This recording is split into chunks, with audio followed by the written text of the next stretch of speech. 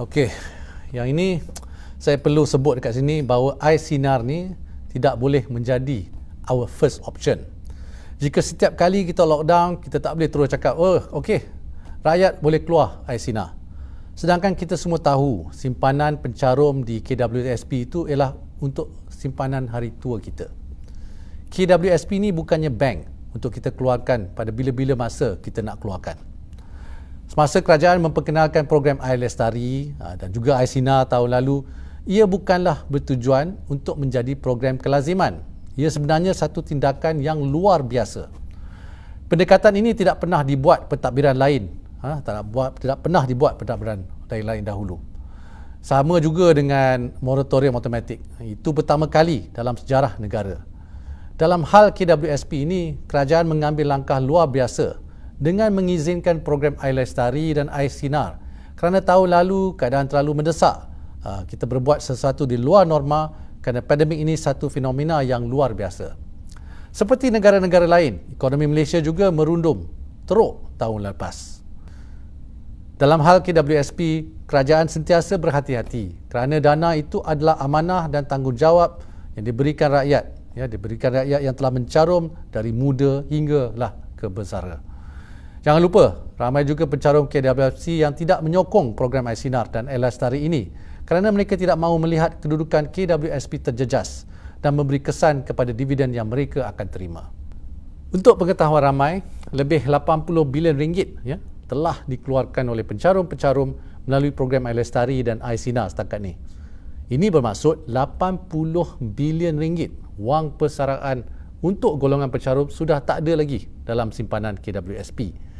Dari jumlah pencarum yang mengeluarkan simpanan ni, 83% adalah mereka yang berpendapatan bawah RM5,000. Jadi jumlah ni yang telah dikeluarkan begitu besar sekali, jumlah yang dikeluarkan oleh pencarum ini.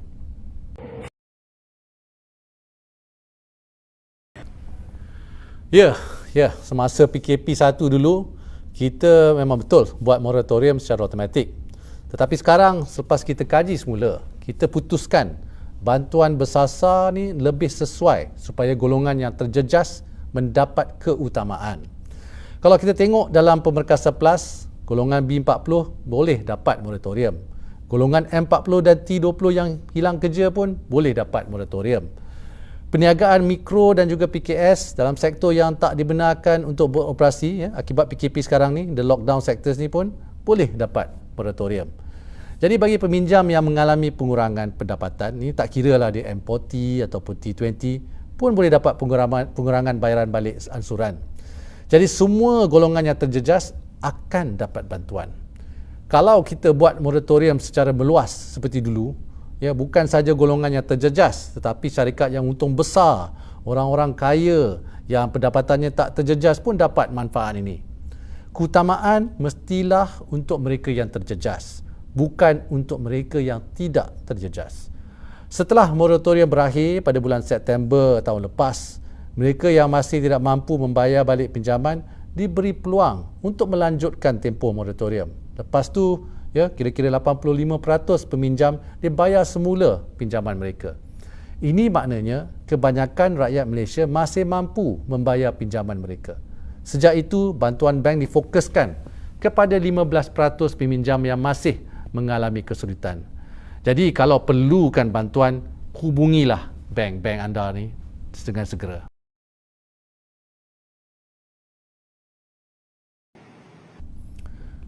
Sebenarnya nasib golongan M40 juga terbela dalam Belanjawan 2021 dan juga pakej-pakej rangsangan terdahulu, termasuklah dalam Pemerkasa Plus ni. Seperti yang saya sebut tadi, kita kena tengok secara keseluruhan semua pakej dan inisiatif di bawah Belanjawan yang masih lagi berjalan. Bagi golongan M40, kita sedar yang kelompok ni terdedah kepada risiko pinjaman bank.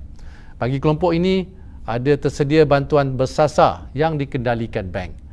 Tapi ini dihaskan untuk mereka yang telah terus hilang pendapatan ataupun pekerjaan, atau yang telah terjejas pendapatan, seperti contohnya majikan telah potong gaji. Jadi setakat ini sudah lebih 1.5 juta peminjam mendapat kelegaan dalam program bantuan bersasar. Mereka yang layak boleh mendapat moratorium pinjaman ataupun pengurangan ansuran pinjaman untuk mereka. Kita harap semua yang perlu rujuklah kepada laman web Bank Negara untuk dapat maklumat lanjut. Kita juga bantu M40 dalam hal pekerjaan mereka. Ya, sebagai contoh, jika M40 tersebut bekerja dalam syarikat yang sedang susah, kita bantu M40 tersebut agar dia tidak dibuang kerja. Ini dengan program subsidi upah. Sepanjang tahun lalu, ramai M40 ni yang dapat terus kekal bekerja dengan majikan masing-masing melalui subsidi upah ini. Jika M40 itu dibuang kerja, kita sediakan bantuan dari segi Schemes Insurans Pekerjaan ataupun SIP bawah kelolaan Perkeso. Ada allowance mencari pekerjaan di bawah SIP. Bagi mereka yang layak, bulan pertama lepas dibuang kerja, boleh dapat allowance 80% daripada gaji. Bulan kedua dapat 50%, bulan ketiga dan keempat dapat 40%, dan bulan kelima dan keenam dapat 30%. Pendekatan yang kita ambil terhadap kelompok M40 ni banyak mengikut keperluan spesifik ya individu tersebut. Kalau individu tersebut ya daripada golongan M40 ni adalah seorang pengusaha, kerajaan juga bantu dengan pelbagai skim bantuan usahawan ataupun perniagaan di bawah pelbagai agensi dan kementerian-kementerian yang berkaitan. Jadi tidak tepat mengatakan M40 tidak mendapat perhatian. Kalaulah nak tahu lebih lanjut apa bantuan yang anda layak terima, layari je website Manfaat Belanjawan.